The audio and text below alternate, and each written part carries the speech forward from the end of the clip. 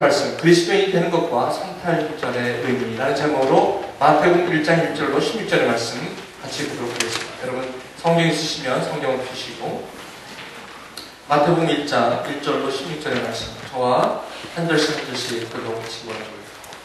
준비되셨죠? 아브라함과 다윗의 자손 예수 그리스도의 세계다.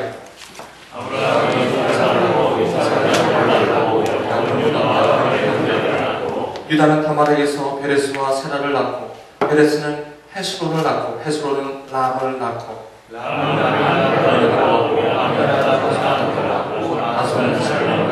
살몬은 라합에게서 보아스를 낳고 보아스는 룻에게서 오벳을 낳고 오벳은 이세를 낳고 이세는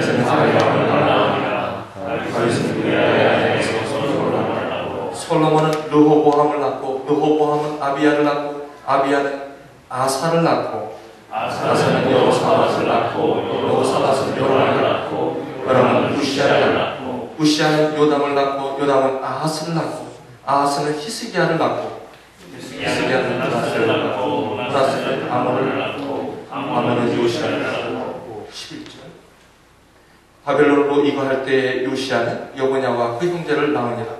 바벨론으로 이거할 때에 여고냐는 살레를 낳고 살레는 수르바벨은 아비웃을 낳고 아비웃은 엘리야킴을 낳고 엘리야킴은 아소르를 낳고 아소르는 사독을 낳고 사독은 아킴을 낳고 아킴은 엘리웃을 낳고 엘리웃은 엘리야사를 낳고 엘리야사는 마단을 낳고 마단은 야곱을 낳고 11절 함께 읽으실까요? 시작! 야곱은 마리아에 낳은 요셉으로 낳았으니 마리아에서 그리스도라 칭하는 예수가 하시니라. 이는 살아계신 하나님의 말씀입니다. 아멘. 어느 한 세무원으로 일하는 한 청년이 있었어요. 세무원이면 우리 한국에도 그렇지만 다른 나라도 마찬가지일 것입니다. 특별히 로마 제국 밑에 있을 때 로마 제국 안에 지배 가운데 있었던 이스라엘 백성들 자기 백성들에게 세금을 걷어서 로마 제국에 바쳐야 되는 그러한 일을 하고 있었던 한 청년이 있었습니다. 그의 이름은 영어로 매티, 한국말로는 마태라는 청년이 있었습니다. 마태복음 9장 9절에 보시면 마태는 자기의 예수님을 만날 때의 모습을 이렇게 기록하고 있습니다. 여러분 성경이 있으시면 모르겠습니다만 한번 여러분 성경을 보시기 바랍니다. 마태복음 9장 9절 보시기 바랍니다. 어느 날이었습니다. 이 젊은 마태는 세금을 걷는 일에 열심을 했습니다. 그리고 돈도 꽤 벌었습니다. 세금이라는 것이 세리라는 것인데 영어로는 tax collector라고 합니다. tax collector. 그런데 자기 백성들에게 세금을 걷어서 로마 제국에 그 세금을 드린다는 것 자체가 쉽지 않은 일이었습니다. 그럼에도 아마 대부분의 세리들은 아마 그 tax collect 하면서 거기서 조금 더 웃돈을 받아서 some of it, 그게 얼마 정도는 자기의 주머니로 갔을지 모르겠습니다. 아마 그것이 아마 그들의 생이었을지 모르겠습니다. 돈이 자꾸 쌓입니다. 괜찮습니다. 양심이 조금 깨달은 좀 꺼리낌이 없지 않아 있습니다. 왜냐하면 자기 백성들의 그 아픔을 컬렉트해서 그것을 로마 제국에 바치면서 그 안에서 일어나는 어떤 그런 부의 축적이라는 것이 그렇게 쉽지는 않았을 것입니다. 어느덧 이 마태라는 청년은 하루는 세관에 앉아 있었습니다. 예수님이 그곳을 지나가시면서 많은 세몬이 있었을 텐데 하필이면 마태를 휴시하시면서 이렇게 마태복음 9장 9절에는 이렇게 나옵니다.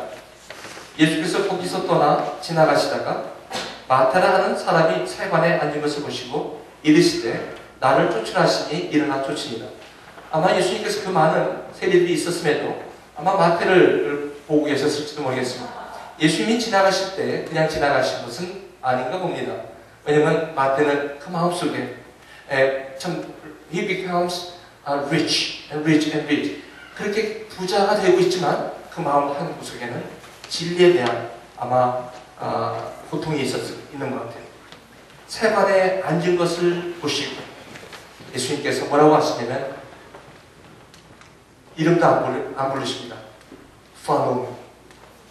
나를 따르라. 나를 쫓으라. Follow me. 그 다음에 마태는 이 얘기에 이렇게 나오지 않습니다. Follow me 했을 때 나는 고민했습니다. 나는 이분이 누군가에 대해서 고민하기 시작했고 내가 따라가야 되나 말아야 되나 고민했습니다. 나는 기도했습니다. 이런 말이 없어요. 마태는 그냥 자기에 대한 얘기를 9장 9절에 아주 심플하게 간단하게 얘기하고 있어요. To follow me, Jesus said. 하나님께서, 예수님께서 그렇게 follow me라고 했을 때 마태는 자기 스스로의 자기 모습을 이렇게 얘기하죠. He got up, 일어났다고 합니다. And followed him. He got up, 일어났다는 것입니다. 그리고 쫓았다는 것입니다. 그 이외에 다른 어떤 자세한 이야기들이 거의 없습니다. He got up and followed him. 따라갔다는 것입니다. 예수님께서는 사람의 마음을 아세요. 저와 여러분의 마음을 이 시간에도 예수님께서는 아세요. 예수님은요, 우리의 마음을 머리 털끝까지 하나까지 다 아시는 분이에요. He knows everything about each one of us. 우리의 각자 있는 모든 사람에게 하나님의 애환과 고통과 또 힘든 것과 이런 것들을 다 아세요. 마태에게 아마 그런 일이 있었을 거예요. 마태는 그 당시에 로마 제국 안에서 힘들어 있고 가날픈 메시아의 꿈을 갖고 있었던 이스라엘 백성들에게 함께하지 못하는 자기의 현실 가운데 굉장히 힘들었을 수도 있어요. 자세히 나오진 않아요. 자기가 어떤 심정인지는 얘기하지 않아요. 하지만 아마 그런 것이었을지 몰랐어요. 근데 예수님께서 follow me 할 때 이 마태는 뭔가가 그 안에서 결정해야 된다는 그런 생각이 들었던 거예요. 아마 따지지 않았던 것 같아요. 예수님을 그냥 만났을 때 그냥 이 예수님에 대한 전 인격적인 반응이 he got up, 일어났다는 것입니다. 그리고 follow him 했다는 것입니다. 따라갔다는 것입니다. 그렇습니다. 우리가 예수님을 만날 때 예수님에 대하여 많이 알기 때문에 그분을 순종하는 것도 아닙니다. 우리가 예수님을 만났을 때 내가 예수님에 대한 어떤 것이 저와 여러분들에게 매혹적이기 때문에 예수님을 따라가는 것도 아니었습니다. 우리 한번 생각해 보시죠. 분명히 저와 여러분들이 예수님을 만났을 때는 이 자세한 하나님의 말씀으로 말미암아 예수가 어떤 분이라는 것을 우리에게 fully 잘 설명해 주셨기 때문에 저와 여러분들이 예수를 믿겠다고 결단한 것도 사실은 아닙니다. 뭔가 그렇게 예수님을 만났을 때 내 마음속에 이분을 나의 구주로 영접하고 싶은 이 안의 갈증과 그런 소망이 생겼기에 그 소망에 여러분들의 의지가 화합됨으로 그것을 믿음이라고 표현하는 것이죠. 그러므로 믿음은 사실은 저와 여러분이 예수 그리스도가 이 성경에 나타난 많은 기적과 표적을 행하시기 때문에 그리고 오병이어의 사건을 하셨기 때문에 그를 따라간 많은 사람들이 그 기적 때문에 예수를 받아들인 것도 아니었다는 것입니다. 이 예수를 믿는다는 것은 육정도 아니고 혈통도 아니고 이것은 하나님께로 나는 것입니다. 그러므로 믿음은 주어지는 것이기도 합니다. 그렇다면 우리에게는 무슨 초이스가 있을까요? 그러한 하나님의 전인격적인 하나님 안에 우리 안에 이미 일어나는 하나님에 대한 부르심에 감동에 우리가 영접하는 것입니다. Welcome, receive 하는 것입니다. 그것이 우리가 하는 믿음의 시작입니다. 그러므로 믿음은 말씀이 우리 마음에 화합할 때 하나님의 부르심이 저와 여러분의 화합할 때 그때 비로소 믿음이 시작되는 것입니다. 마태는 그 사건이 있었습니다. 그래서 자기가 그 좋은 잡이었습니다. 정말 괜찮은 잡이었습니다. 돈이 되는 잡이었습니다. 잘 나가는 잡이었습니다. 쉽게 말하면 그냥 남들이 부러워하는 잡이었습니다. 어떻게 하면 저걸 좀 해볼까 하는 잡이었습니다. 물론 백성들이 그것에 대해서 동의하거나 좋게 보지는 않지만 그래도 거기는 돈이 되는 잡이었습니다. 그렇지만 마태는 그 예수님의 follow me라는 그 부르심을 받고 he quit. 잡을 퀴합니다. 그리고 he followed him. 10절에 보시니까 예수께서 마태의 집에 앉아 음식을 잡수시고 저는요 마태가 괜찮게 사는 걸 여기서 알 수 있어요. 9장 10절에 보면 예수님께서 마태의 집에서 자기 집이 있을 정도니까 이 많은 사람들이 인바이트 할 수 있으니까 얼마나 괜찮게 살았습니까? 마태가 다 집으로 불러서 이제 뭐 합니까? 잔치를 벌이게 된 거예요. 무슨 잔치일까요? 예수님 만난 그 기쁨 때문에. 여러분 예수님 만나잖아요. 그러면 주머니도 열리고 집도 열려요. 여러분 어째 남편만 만나면 안 돼. 남편만 만나면 부인은 힘들고 자기는 막 연락하는데 열리지가 되나? 마태가 예수님 만나니까 막 그냥 그 기쁨을 나누고 싶은 거예요. 그래서 뭐 자기 동료들 세리들 다 인바이트하고 그리고 거기 죄인들 다 인바이트해서 그냥 막 하고 있는데 그때 바리새인이 11절에 바리새인이 이것을 보고 뭐라고 그러니까 세리와 죄인들과 함께 왜 예수님을 잡수시냐고 공격. 여러분 예수를 우리가 만나면요 예수를 만나면 선한 의도 가운데 내가 결단하게 돼 있고 결단한 대로 예수님을 따라 살게 되면 반드시 어떤 일이 벌어지냐면 공격을 받아요.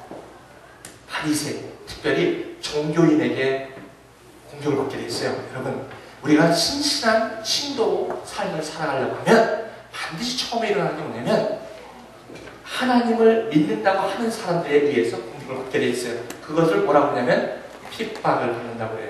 그것을 만약에 환난을 받는다고 해요.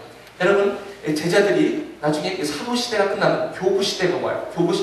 이그나티우스라든지 폴리카르라든지 사도들이 이제 죽고 나서 그 하나님의 복음의 사역을 이어나간 사람이 교부들이었어요.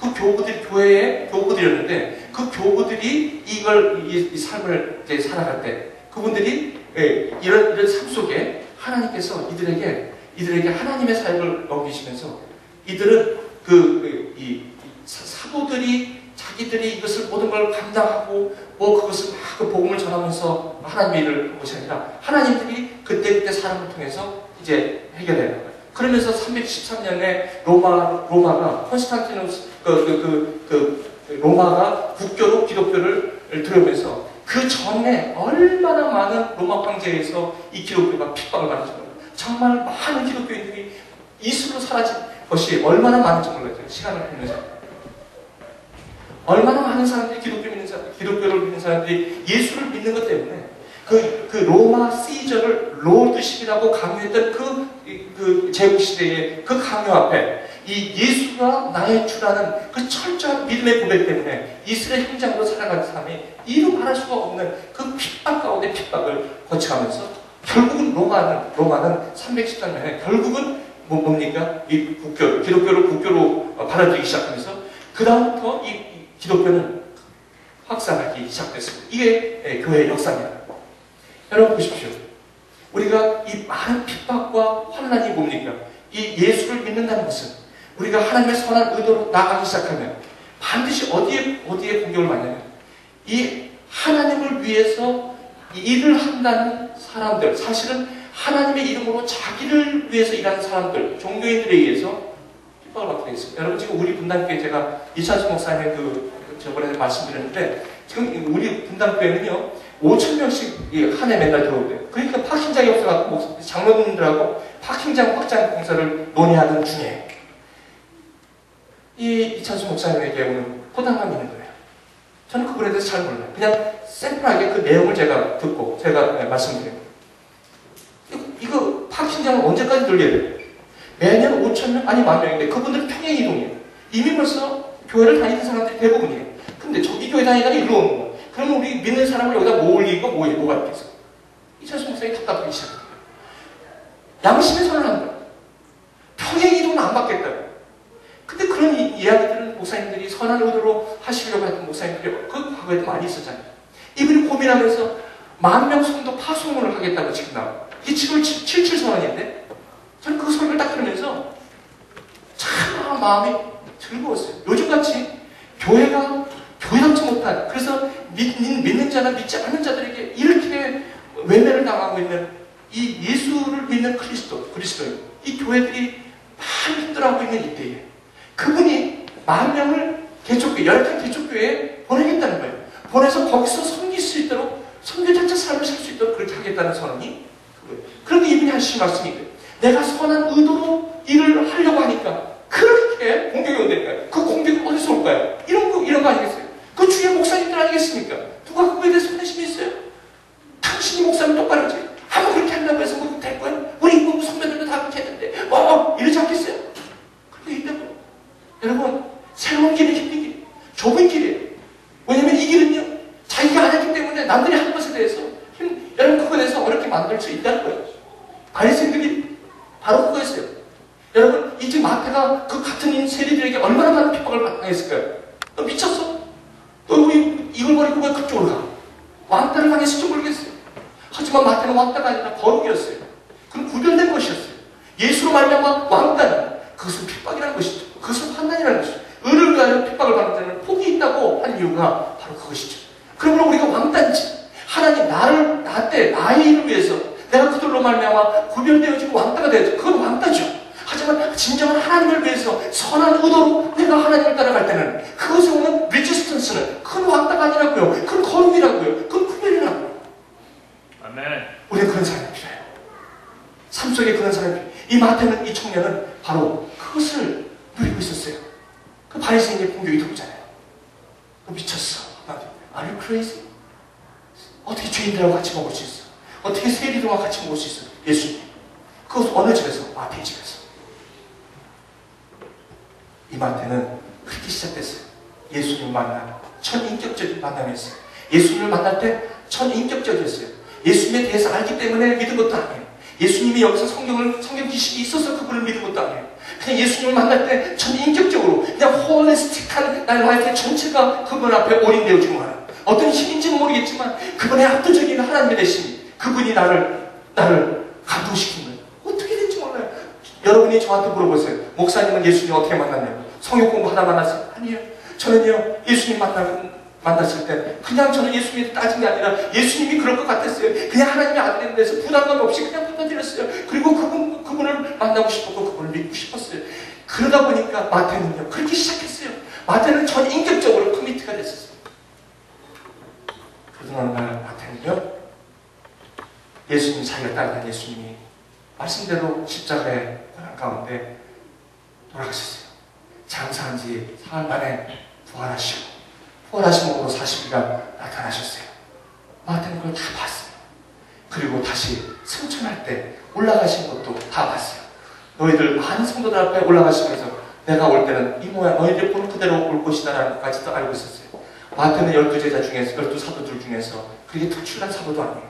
베드로처럼 수제자도 아니에요. 요한처럼 수제자도 아니에요. 뭐가 튀는 사람도 아니에요. 뭐가 자기가 12사도들 중에서도 뭐가 은사가 많아서 뭐 그렇게 수제자도 아니었어요. 근데 마태 안에는 이 예수, 자기가 만난 마리아에게서 예수가 아니라는 이 마음이 마태에게는 살아있는 신앙으로 있었던 거예요. 이제 예수님은 승천하셨고 많은 영지주의와 이단들이 오고 있는데, 그때 마태는 자기가 만난 예수를 정리하고 싶어서 편을 들었어요. 그렇다면 여러분 보세요. 보통 마태복음 9장 9절을 시작해야 되잖아요. 내가 만난 예수. 그렇죠? 내가 만난 예수를 말하고 싶은 거잖아요. 근데 마태복음 9장 9절을 시작 안 해요. 마태는 이 마태복음이 베스트셀러가 되는 걸 원치 않았어요. 요즘 목사님들, 또 이 저자들, 두란노스원이나 홈난 출판사, 여러 출판사에서 목사님 뜬다 그러면 제일 먼저 오는 데가 책가게에서 봐요. 목사님, 글 하나 쓰시죠. 그럼 처음에 어떻게 써요? 아마 마태처럼 썼다면 베스트셀러가 안 될 거예요. 왜? 다 잘 거예요. 저는 이거 마태복음 1장 1절부터 11절 읽으면서 안 좋은 적이 없어요. 이게 무슨 성경이야? 하필 왜 이게 신약 성경에 되는 거야? 요한복음이 앞에 오면 좀 안 돼? 이게 뭐야? 낳고가 나한테 오는 거야. 나 짜증나. 발음하기도 힘들어. 이거 하고 나면 입이 쥐가 날 정도야. 여러분 그렇죠? 나하고 무슨 상관이 있어 이 사람? 마태가 왜 자기가 복음을 쓸 때, 자기가 만난 예수, 세관에 있을 때 자기를 follow me라고 했을 때 그 예수님을 이제 정리하고 그 예수님을 만난 자기 삶 속에 누렸던 그 자기의 삶 속에 아주 조목조목 잘 새겨져 있는 그분과의 아름다운 사랑의 라이프가 자기 마음속에 불타고 있었던 거예요. 그것을 마태복음에 쓰는데, 이 마태복음의 첫 말이 뭐냐면 아브라함의 자손, 아브라함과 다윗의 자손 그리스도의 세계라부터 시작하면서 아브라함은 이삭을 낳고 이삭은 야곱을 낳고. 왜요? 이 말씀은 위대한 말씀이거든요. 하나님이 약속한 대로 이루셨다는 거예요. 마태복음에 가장 많이 나오는 게 뭔지 아세요? 하나님께서 모든 선지자로 하여금 말씀하신 것이 응하였도다. 그것이 130회에 나와요. 여러분 얼마나 읽을 때 답답했습니까? 여러분 졸지 않으셨어요? 근데 마태는 이걸로 여기다 먼저 쓰인 줄 아십니까? 자기가 만난 예수. 자기가 만난 예수는 holistic understanding이었어요. 처음에 만났을 때는 그분에 대한 전인격적인 커미트먼트였고, 이제 그분을 만나며 지금 이 마태복음을 쓰는 마태의 마음은 예수 그리스도가 마리아에게서 그리스도라 하는 예수가 아니라 성탄절, 우리가 얘기하는 성탄절. 여러분, 저는 고민했어요. 성탄절에 맨날 똑같은 얘기로 할 수 없어요.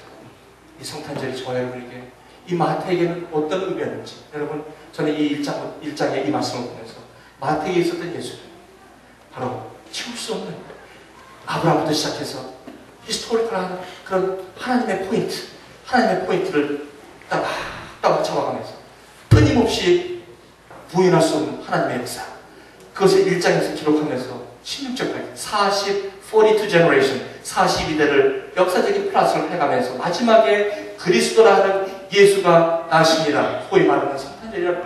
여러분, 우리 성탄절은 그렇게 보낼 수가 없는 사실.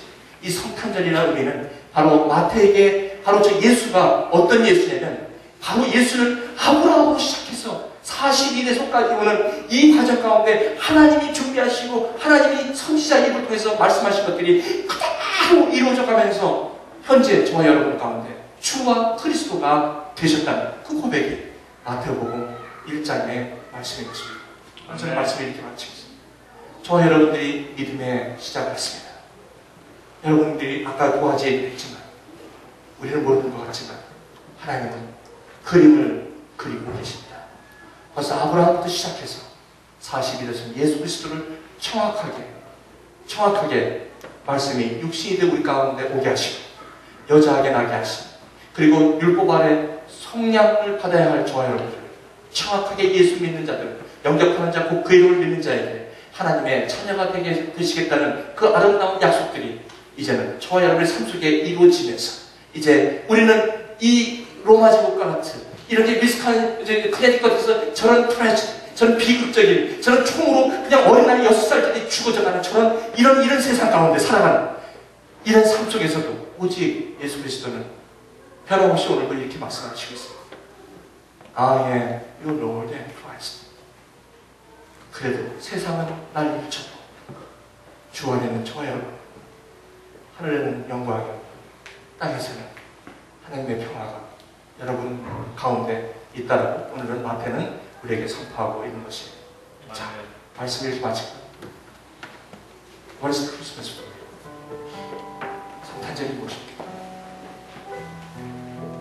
성탄절, 오늘 여러분 제가 시간이 없어서 오늘 에세이 나눈 방을 보십시오. 어떻게 문제가 성탄절은 그냥 그런 게 아니라 이제는 내 안에 있는 예수를 다시 한번 좀 정리하는 시간이 됐으면 좋겠다. 바로 그거죠. 여러분, 예수가 어떤 예수입니까? 여러분의 상황을, 힘든 상황을 좀 해결해주는 그런 솔루션입니까? 아니죠. 그런 분이 아니라 이분은 누구십니까? 여러분과 함께 하십니다. 지금도 여러분의 삶 속에 함께 하십니다. 지금도 여러분의 아픔과 외로움을 함께 하십니다.